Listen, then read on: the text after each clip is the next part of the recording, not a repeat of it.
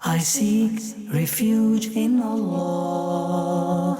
I seek refuge in Allah, the all-hearing, all-knowing, from Satan, الحمد لله رب العالمين والصلاة والسلام على سيد الأنبياء والمرسلين أما بعد فأعوذ بالله من الشيطان الرجيم بسم الله الرحمن الرحيم الصلاة والسلام عليك يا رسول الله وعلى آلك وأصحابك يا حبيب الله الصلاة والسلام عليك يا نبي الله وعلى آلك وأصحابك يا نور الله Amirul Mu'minin Sayyidina Ali radiyallahu ta'ala anhu narrated that the Messenger of Allah sallallahu ta'ala alayhi wasallam has said, your recitation of salat, your recitation of durood upon me is protection for your du'as. It leads to the pleasure of your Rabb and it is a cause of purity for your deeds. Subhanallah, what does this mean that it is a protection for your du'as? Once the Messenger of Allah sallallahu alayhi wasallam was sat in the masjid and a man came and he started to pray salah. And after salah, he made dua. And he made dua with the words, Allahumma ghfirli warhamni, that, oh Allah, forgive me and have mercy on me. And when the Prophet sallallahu alaihi wasallam seen this man, the Prophet seen him praying in this matter, he said, Ajilta ayyuhal musalli, that, oh prayer, you have hastened, you have hurried in your prayer. Then the Messenger of Allah sallallahu alaihi wasallam, mentioning the method of dua, said, when you complete your salah, first praise Allah subhanahu wa ta'ala, and then recite salat upon me, and then make dua. The narrator has said that after him, another person offered salah, then praised Allah subhanahu wa ta'ala, then sent salutations upon the Prophet sallallahu alayhi wasallam. Then the Prophet sallallahu alayhi wasallam said, Ayyuhal musalli ud'u tujab, that, oh prayer, or the one who is praying, make dua as it will be accepted. So this means that when we make dua, when we ask Allah subhanahu wa ta'ala for something, then Allah subhanahu wa ta'ala accepts it in a more quicker and a better way when it is surrounded by durood. It has been narrated from Sayyidina Umar Farooq Azam radiyallahu anhu, إن الدعاء موقوف بين السماء والأرض لا يسعد منه شيء حتى تصلي على النبي صلى الله عليه وسلم. A person's dua hangs between the heavens and the earth, between the skies and the earth, and it does not take a step forward, it does not elevate a step more until you recite the durood upon the Prophet sallallahu alaihi wasallam. So this is a method taught to us in the hadith, this is a method given to us in the hadith, that for a person's du'as to be accepted, for a person's supplications to be accepted by Allah Ta'ala, he should beautify them, he should surround them with sending durood upon the Prophet sallallahu alayhi wasallam. Sallu ala al-Habib, sallallahu ta'ala ala Muhammad, sallallahu ta'ala alayhi wa alihi wasallam. Welcome back to that program, The Deadly Sins, in which we talk about those sins which can cause destruction to a person's life and the hereafter, those sins which take a person away from the path of paradise and upon the path of hell, and ultimately those sins which can cause a person to lose his iman. As in the previous 25 episodes, we have covered major sins from shirk, polytheism, to murder, magic, lying, backbiting, tale-telling, slandering, stealing, etc., etc. All the major sins which have been mentioned. These last few programs will be based upon the redemption of these sins, on how we can save ourselves from these sins and how we can protect ourselves from these sins. So the topic we will talk about today, in which a person can protect himself from the major sins and even the minor sins or anything in general, is in relation to dua, supplication, prayer. Because the Prophet ﷺ said that the prayer, dua, is the essence of worship. If there is no essence in something, if there is, say, no soul in a body, then that bodiless being is of no use. So we should make a habit of, whether it is a big thing or a small thing. This has become a problem today, that we only turn to Allah subhanahu wa ta'ala when we are in need of a major thing, when we are in need of a big thing, or when we need a big thing or a major thing forgiven. But rather Allah Ta'ala accepts even the smallest of the things, even the smallest of the prayers a person makes, Allah Ta'ala accepts it. If you look at the life of the Prophet Sallallahu Alaihi Wasallam, what do we see? There is du'as, there is supplications, there is prayers for every single thing. Like think for example, when you wake up in the morning, there is a du'a for waking up. You go into the bathroom, there is a du'a for going into the bathroom. Coming out of the bathroom, there's a du'a for exiting the bathroom. Having food, there's a du'a for that. Finishing food, there's a du'a for that. Leaving your house, there's a du'a for that. Riding or driving your car, there's a du'a for that. Going to work or being in the market, there's a du'a for that. Coming back home, there is a du'a for that. Going sleep, there is a du'a for that. So every single step of looking into the mirror, there's a du'a for that. Drinking milk, there is a du'a for that. So every single thing a person does, the Messenger of Allah Sallallahu Alaihi Wasallam has taught us prayers for it. The Prophet Sallallahu Alaihi Wasallam has told us to seek goodness from it. The Prophet has told us to seek refuge from certain things. So this should be our daily routine as well. That any action we are doing, anything we are about to do should be done with the name of Allah, or either seeking the refuge of Allah from the shaitan. So like this, every action we do or every step we take during the day, that is a blessed act, that is a beneficial act for us. Sallu ala al-Habib, sallallahu ta'ala, ala Muhammad sallallahu alayhi wasallam. And to ask Allah Ta'ala, we should not consider asking Allah Ta'ala to be a burden or to be difficult for Allah. This is not difficult for Allah, but rather Allah Ta'ala commands us Himself to ask Him. Allah Ta'ala says in Surah Al-Mu'min, ayah number 60, Bismillahir Rahmanir Rahim, وَقَالَ رَبُّكُمْ وَادْعُونِي أَسْتَجِبْ لَكُمْ. And your Lord has proclaimed, your Lord has said, pray to me, I shall answer your prayers.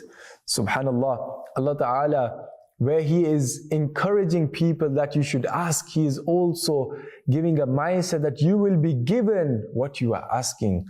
And the scholars have written various interpretations of this. Number one is what you are asking, Allah Ta'ala will grant you that. Number two, what you are asking, Allah Ta'ala will not grant you that, but He will give you something better than that. Number three, what you are asking is not good for you, so Allah Ta'ala will stop that from you. And number four, whatever you are asking, you will not be granted it, but the reward for it will be written in the hereafter. And it is said that when a person will see his du'as, the reward and the huge heap of reward for his du'as which were not accepted in the world, he would say, if only none of my prayers were accepted in the world. Because the amount of blessings, the amount of reward, the amount of thawab which will be in the hereafter for those unaccepted du'as, then a person will desire that I wish none of my du'as were accepted. The Prophet Sallallahu Alaihi Wasallam has said, ad-du'a'u mukhul ibadah. That du'a is the essence of ibadat. Sayyidina Abu Hurairah radiallahu anhu has said, the beloved Prophet Sallallahu Alaihi Wasallam has said, nothing is better than du'a before Allah Ta'ala. Nothing is better in the court of Allah Ta'ala than asking Him for it. Subhanallah, look at the beauty of our Lord. If we go to somebody and we ask Him for something, He will grant us. We might go the second time, He will give us. When we go the third time, now He will feel in His heart that why does He keep coming and asking me? Why does He keep coming to me? What does He want from me? She should go to somebody else, but our Lord is not like this. Every single time you come closer to your Lord gets happy with you. Every single time you ask your Lord grants you. To the extent it has been narrated that Allah Ta'ala dislikes that person who does not ask Him. And remember, in our lives sometimes we stop asking Allah Ta'ala. We stop going to Him for things. We feel like we're not in need of Him. Astaghfirullah. Sayyidina Abdullah bin Umar radiallahu anhu has stated that the Prophet Sallallahu Alaihi Wasallam said, the person for whom the door of dua is open, then the door of mercy is open for him. Amongst the requests submitted to Allah, made in dua, the favorite one is about safety. The troubles which a person has suffered from and the troubles which has not come yet. Only dua benefits in all of them. So a bondman of Allah, make it compulsory upon yourselves to make dua. The Prophet ﷺ has taught us that we should ask about afiyah. Allahumma inni as'aluka al-afiyah. Allahumma inni as'aluka al-mu'afata fi dunya wal-akhirah. That, oh Allah, I ask you in relation to safety. I ask you in relation to security. And this is the best dua a person can make. Sayyidina Jabir bin Abdullah radiallahu anhu has narrated that the Messenger of Allah sallallahu alayhi wasallam said, should I not tell you of such a thing that will bring you protection against your enemy and increase your sustenance? Isn't this something we all want? Don't we all want our sustenance to increase, for our sustenance to have barakah in it, and for us to be protected from enemies, whether these are enemies who are trying to cause bodily harm to us, or those enemies who are trying to hurt us through other means.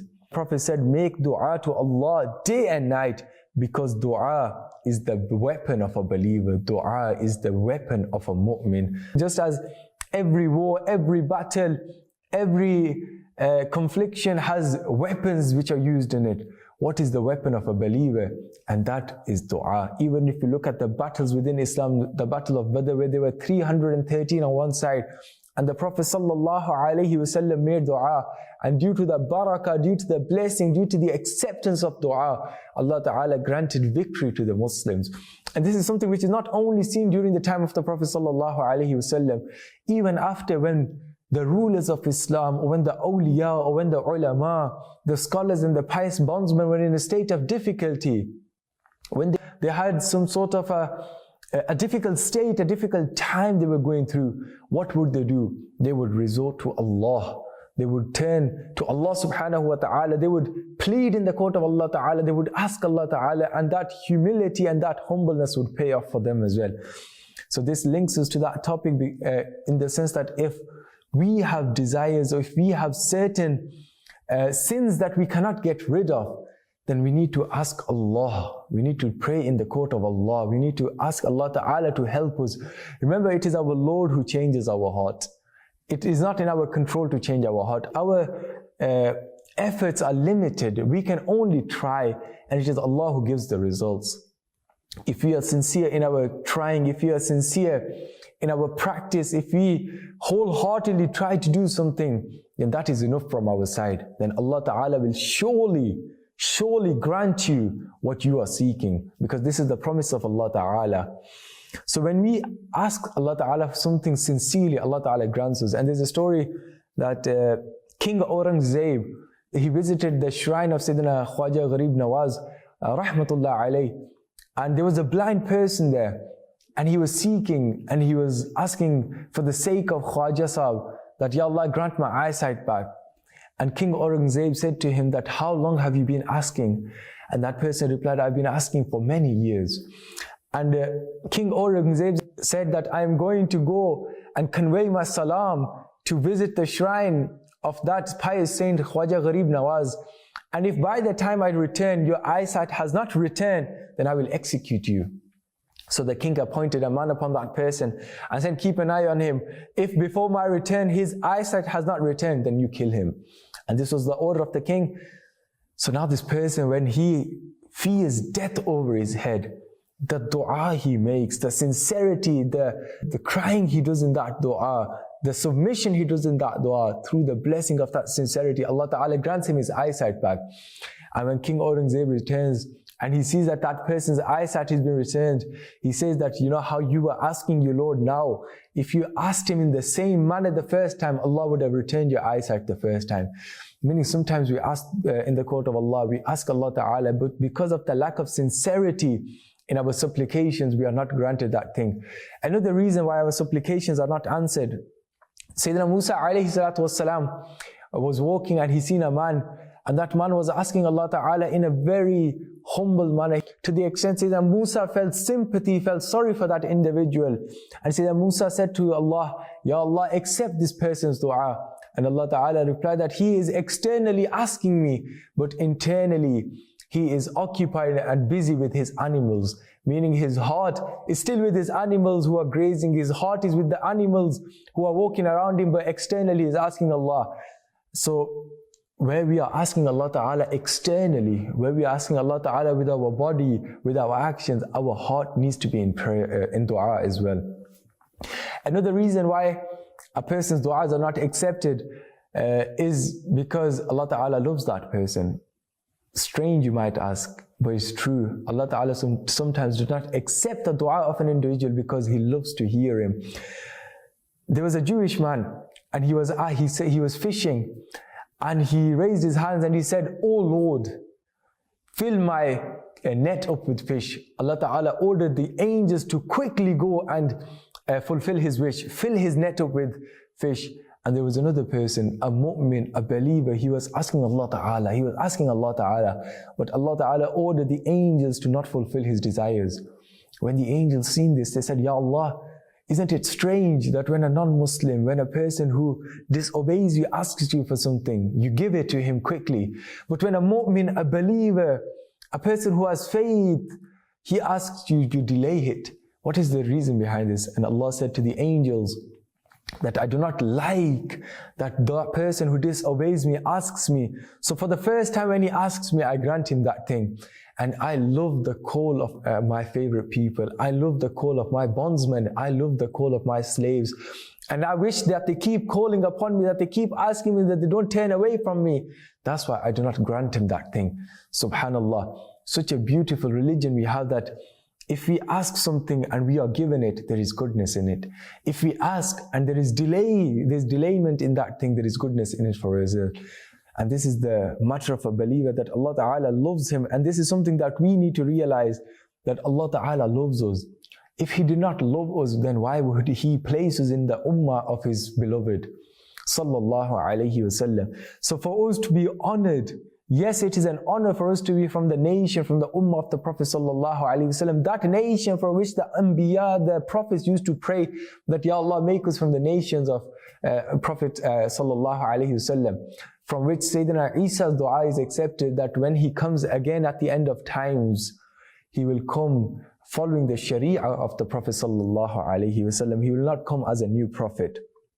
Sallu ala al-Habib Sallallahu Ta'ala ala Muhammad Sallallahu Alaihi Wasallam. And remember, one other method for a dua to be accepted is to use the means of the pious to ask Allah Ta'ala for dua.